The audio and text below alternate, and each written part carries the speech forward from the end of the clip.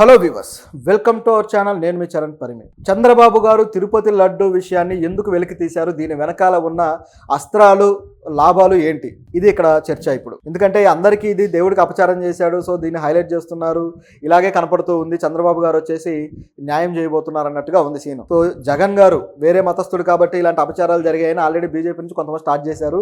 మరోవైపు అయితే దీనికి మతపరమైన రంగు పులిమి ఆ డైవర్షన్ తీసుకురావడానికి టీడీపీ నుంచి కూడా అనేక నేతలు చేయాల్సినవన్నీ చేస్తూ పోతున్నారు. ఇదంతా జరుగుతూ ఉండగా పవన్ కళ్యాణ్ గారు దీక్ష చేపట్టారు. ఇదొక యాంగిల్. మొత్తానికే మతపరమైన పూర్తి స్థాయి రంగు అయితే దీనికి పులిమేశారు. ఇలా పులిమి వెనకాల దీని వెనకాల వాళ్ళ స్వలాభాల కోసం కొన్ని పనులు చేయబోతున్నారు అనేది కనిపిస్తూ ఉంది. అదేంటయ్యా అంటే, హెరిటేజ్ కోసమే చంద్రబాబు గారు ఈ విధంగా చేస్తున్నారా, హెరిటేజ్కి లాభాలు చేకూర్చడానికి ఇది స్కెచ్చా అన్నట్టుగా కనిపిస్తుంది. ఎందుకంటే ఇక్కడ ఉన్న మిల్క్ ప్రొడక్షన్ ఏవైతే దానికి టెండర్లు ఇచ్చారో అవన్నీ కూడా పక్క రాష్ట్రాలవి. గతంలో వచ్చేసి కర్ణాటక నుంచి నందిని ఏదైతే కంపెనీ ఉందో ఆ కంపెనీ నుంచి తీసుకున్నారు. అది కూడా సహకార ప్రభుత్వ ఆధ్వర్యంలో నడిచే సహకార సంస్థ. సో ఇది కూడా మొత్తం కర్ణాటక మిల్క్ ఫెడరేషన్ ఆధ్వర్యంలో నడుస్తూ ఉంది. సో ఇట్లా వీళ్ళ నుంచి తీసుకోవడం జరిగింది. సో అది నాణ్యమైన నెయ్యిగా పేరైతే ఉంది. ఇప్పుడు కూడా మళ్ళీ వాళ్ళకే టెండర్లు ఇచ్చారు. సో వాళ్ళే సప్లై చేస్తూ ఉన్నారు. అయితే ప్రతి 6 నెలలకి కూడా ఇది మారుతూ ఉంటుంది. ఇది ఇక్కడ ఉన్న టెండర్ల విషయం. అయితే అసలు ఈ నెయ్యికి సంబంధించినంత వివాదం చేయడానికి వెనుక అనేక లాజిక్లు ఉన్నాయి. నిజానికి ఈ నెయ్యి 320 రూపాయలకి, లేకపోతే 350 కావచ్చు, 400 అయినా సరే ఆ రేటుకు రావడం అనేది అసాధ్యం. ఎందుకంటే 1 కిలో నెయ్యి, ఆవు నెయ్యి తయారు చేయడానికి కనీసం 25 లీటర్ల పాలు కావాలి. 25 లీటర్ల పాలలో నుంచి 1 కిలో నెయ్యి వస్తూ అప్పుడు దాని ప్రొడక్షన్ కాస్ట్ ఎంత అనేది చూస్తే భారీ స్థాయిలోనే ఉంటుంది. సో దాన్ని అమ్మాలంటే కూడా 1000 రూపాయల పైన ఉంటుంది. ఖచ్చితంగా 1500, 1600 ఉంటే తప్ప ఆవు నెయ్యి అనేది రాదు. సో ఇటువంటి పరిస్థితుల్లో అంత తక్కువకి ఎలా ఇస్తున్నారని చూస్తే మిల్క్ ప్రొడక్షన్ కంపెనీల పరిస్థితి వేరేగా ఉంటుంది. వాళ్ళు ఎలా చేస్తారంటే, ముందు పాల నుంచి ఏదైతే క్రీమ్ ఉంటుందో సపరేట్ చేస్తారు. సపరేట్ చేసిన తర్వాత ఈ పాలు, క్రీమ్ లేని పాలు, సో ఇవి చాలా పౌష్టికత్వం తక్కువ ఉండేవి, ప్రోటీన్ కావచ్చు, ఐరన్ కావచ్చు, అన్నీ తక్కువగా ఉంటాయి. కాబట్టి వీటిని చాలా తక్కువ రేటుకి అమ్మాల్సి ఉంటుంది. కేవలం 15 రూపాయలకు అమ్మాల్సి ఉంటుంది.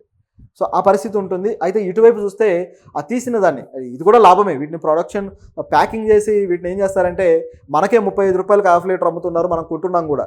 30 రూపాయలకేమో క్రీమ్ లేనివి దొరుకుతున్నాయి, 35కేమో క్రీమ్ ఉన్నాయి దొరుకుతున్నాయి. చూడండి, అంటే కేవలం 5 రూపాయల తేడాతోటి ఏవైతే క్వాలిటీ తక్కువ ఉన్న పాలను అమ్మేస్తున్నారు. ఈ విధంగా ఆల్రెడీ చాలా చోట్ల జరుగుతుంది. దీని మీద ఏ యాక్షన్ లేదు. సో ఇదొక యాంగిల్. అయితే ఇక్కడ చూస్తే అలా వచ్చిన క్రీమ్ నుంచే వీళ్ళు నెయ్యి అనేది తయారు చేస్తారు. సో ఇక్కడ బల్క్గా తయారు చేసే మిషనరీ కావచ్చు, ఇదంతా భారీ స్థాయిలో ఉంటుంది. కాబట్టి వీళ్ళ ప్రొడక్షన్ వేరే లెవెల్లో వస్తుంది. కాబట్టి మనం అనుకునే ఆ రేట్లో కాకుండా కొద్దిగా తక్కువ రేటుకి ఇవ్వడానికి అవకాశం అయితే ఉంది. తక్కువ అంటే 700 ఆ రేట్లో ఖచ్చితంగా వచ్చే అవకాశం అయితే ఉంది. ఇదొక యాంగిల్. అయితే మన ఏపీలో చూసుకుంటే, ఏపీలో ఎక్కువగా రాయలసీమ ప్రాంతంలో అయితే ఎక్కువగా ఆవు పాలు, ఆవు నెయ్యి ఎక్కువ దొరుకుతుంది. అలాగే ఇటువైపు కోస్తాంధ్ర, మిగతా ప్రాంతాలంతా కూడా గేదె పాలు, గేదె నెయ్యి ఎక్కువ దొరుకుతుంది. అయితే గేదె నుంచి వచ్చే నెయ్యి అయితే దీనికి వాడట్లేదు. కేవలం ఆవు నుంచి వచ్చేది మాత్రమే వాడుతున్నారు. ఒకవేళ గేదె నుంచి వచ్చేది వాడినా దాన్ని కల్తీ అంటారేమో. బహుశా అది వాడకూడదు అని ఒక సిస్టమేటిక్గా, అంటే సాంప్రదాయ పద్ధతిలో వెళ్తున్నారు కాబట్టి ఆ పద్ధతి పెట్టుకున్నారు. ఇది ఇక్కడ ఉన్న విషయం. అయితే దీంట్లో కూడా ఇప్పుడు మన ఏపీ నుంచి ఎందుకు కంపెనీలు ఇక్కడికి రావట్లేదు, ఎందుకు టీటీడీకి టెండర్లలో పాల్గొని వాళ్ళు తీసుకోవట్లేదు అనే వాదన వచ్చింది. అవి వచ్చినప్పుడు ఇప్పుడు నేను ఏదైతే చెప్పానో ఆ ప్రొడక్షన్ కాస్ట్ ఎక్కువగా ఉండటము, ఎక్కువగా ఉత్పత్తి చేయాల్సిన వచ్చినప్పుడు వీళ్ళకి ప్రొడక్షన్ కాస్ట్ పెరిగిపోయి ఆ టెండర్లు తీసుకోలేని పరిస్థితులు వదిలేస్తున్నారు. ఎందుకంటే పక్క రాష్ట్రాల నుంచి వచ్చే కంపెనీలు ఏమో 300కి ఇస్తాము, 350కి ఇస్తాము అన్నప్పుడు వీళ్ళు ఆ టెండర్లు ఆ రేటుకు చెప్పలేకపోతున్నారు. అందువల్ల ఏపీ నుంచి వచ్చేవన్నీ కూడా ఇదైపోయాయి.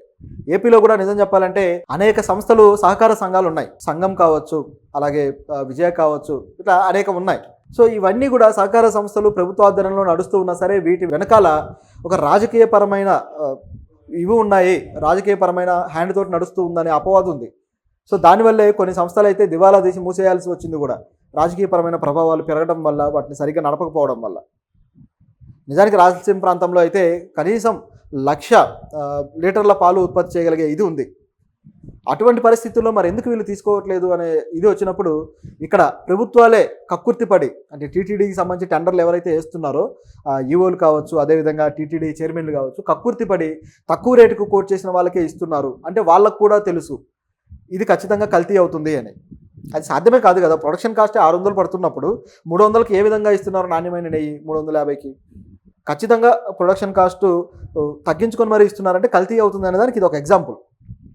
సో ప్రభుత్వాలకు కూడా తెలిసే ఈ ఏపీలో ఉన్న సంస్థలు, ఏపీలో ఉన్న మిల్క్ ప్రొడక్షన్ సంస్థల్ని దెబ్బతీస్తున్నాయి. ఈ టీటీడీ ఈ చైర్మన్లు కావచ్చు, అలాగే ప్రభుత్వాలు కావచ్చు అనేది క్లియర్. గతంలో కూడా చంద్రబాబు గారి హయాంలో కూడా ఏపీలో ఉన్న సంస్థలకు ఇవ్వలేదు. ఇప్పుడు విజయ నుంచి, తెలంగాణలో ఉన్న విజయ నుంచి ఒక ప్రకటన అయితే వచ్చింది.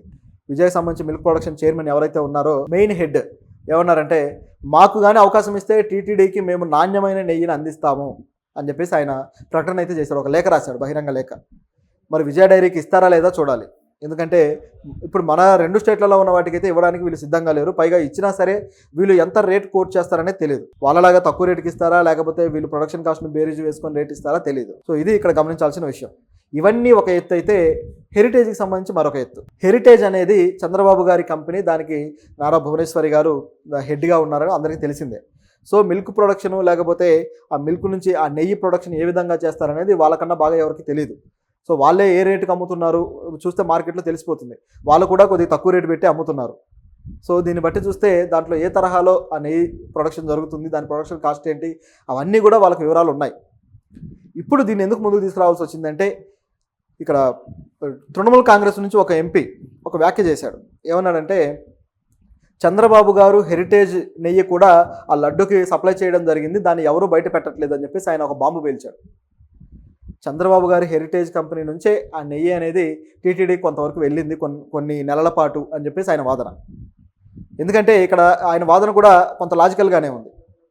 ఆయన ఏమంటున్నాడంటే, కరోనా టైంలో ఏదైతే పాండమిక్ ఉందో ఈ టైంలో అన్ని సంస్థలు, సూపర్ మార్కెట్ సంస్థలు కావచ్చు, అన్ని సంస్థలు దివాలా తీస్తే కేవలం ఈ ఏదైతే హెరిటేజ్ ఉందో ఈ హెరిటేజ్కి 1200 కోట్ల రూపాయల లాభం ఏ విధంగా వచ్చింది అని చెప్పి ఆయన క్వశ్చన్ చేస్తున్నాడు. అంటే ఆయన క్వశ్చన్ అడగడం బాగానే ఉంది, కానీ హెరిటేజ్ మాత్రమే కాదు, అనేక కంపెనీలు లాభాల బాట పట్టాయి. ఇందులో ముఖ్యంగా చూసుకుంటే డీమార్ట్ కూడా 1000 కోట్ల లాభాలకు వెళ్ళింది కరోనా టైంలోనే.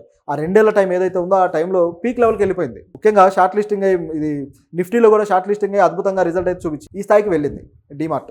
మరి అంటే ముఖ్యంగా ఏంటంటే నిత్యావసర సరుకులు, పాలు, ఇటువంటి వాటికి కరోనా టైంలో ఎక్కువగా గిరాకీ వచ్చింది. బయట వేరే వస్తువులు కొనడానికి కూడా ప్రజలు ఆసక్తి చూపించలేదు. ముఖ్యంగా పౌష్టికాహారం తీసుకోవడానికి, బలంగా ఉండటానికి, ఇంట్లోనే ఉంటారు కాబట్టి రకరకాల వంటకాలకి, సో ఈ సరుకుల కోసం ఎక్కువ ప్రాధాన్యత ఇచ్చారు. డబ్బులు అయిపోతాయి అని చెప్పేసి ఎక్సెస్గా కూడా కొన్నారు. కాబట్టి ఈ సూపర్ మార్కెట్ ఫీల్డ్ అనేది ఏదైతే ఉందో ఇవి విపరీతంగా లాభాల బాట పట్టిన మాట వాస్తవం. కాబట్టి ఆయన ఆరోపణ అనేది కొట్టిపడేయచ్చు, అదేం పెద్ద లెక్కలోకి రాదు. కాకపోతే హెరిటేజ్కి సంబంధించి నెయ్యి ఇటు సప్లై చేశారనేది మాత్రం తీవ్రమైన ఆరోపణ. ఇదైతే సీరియస్గా తీసుకోవాలి. అయితే దీంట్లో ఈ ఎవిడెన్సెస్ ఏంటి అనేది ఎవరికి క్లారిటీ లేదు. కాకపోతే ఒక డౌట్ ఉంది. ఎందుకంటే జూలై 15వ తారీఖే రిజల్ట్ వచ్చేసింది, అంటే దీంట్లో కల్తీ ఉంది అని. కల్తీ ఉన్నా సరే నెల రోజుల పాటు దాన్నే కొనసాగించారా, నెలన్నర పాటు? ఎందుకంటే చంద్రబాబు గారు ఇప్పుడు బయట పెట్టారు ఒక వారం క్రితం, 4 రోజుల క్రితం గట్టిగా. అంటే ఈ నెలన్నర పాటు లేకపోతే 2 నెలల పాటు ఏ కంపెనీలో నెయ్యి వాడారు అన్న క్వశ్చన్ అయితే వచ్చింది. సో ఇందులో ఏమైనా హెరిటేజ్ ఉందా అనే డౌట్ అయితే ఇప్పుడు ఉంది. దీంతోపాటు ఇది బాగా ముదిరిన తర్వాత ఇప్పుడు ఎలాగైతే విజయ డైరీ మేము చేస్తామని ముందుకు వచ్చారో, అదేవిధంగా ఇప్పుడు నందిని నుంచి ఎలాగైతే పాతది మళ్ళీ పునరుద్ధరించి తీసుకుంటున్నారో, ఇదే యాంగిల్లో 6 నెలల తరువాత హెరిటేజ్ని కూడా రంగంలోకి దించుతారు, హెరిటేజ్ నుంచి కూడా తీసుకొని వాళ్ళకు లాభాలు చేకూరుస్తారు అనేది మనకు ఓవరాల్గా చూస్తుంటే కనిపిస్తుంది. లేకపోతే ఇటువంటి భారీ స్థాయి అపవాదం అనేది, ఇటువంటి భారీ స్థాయి ఆరోపణ అనేది చేయాల్సిన పని లేదు. మరి చూద్దాం, చంద్రబాబు గారు నిజంగానే హెరిటేజ్కి స్కెచ్ వేసి ఇదంతా నడిపిస్తున్నారా అనేది మనకు ఇక కొద్ది రోజుల్లో తెలిసిపోతుంది.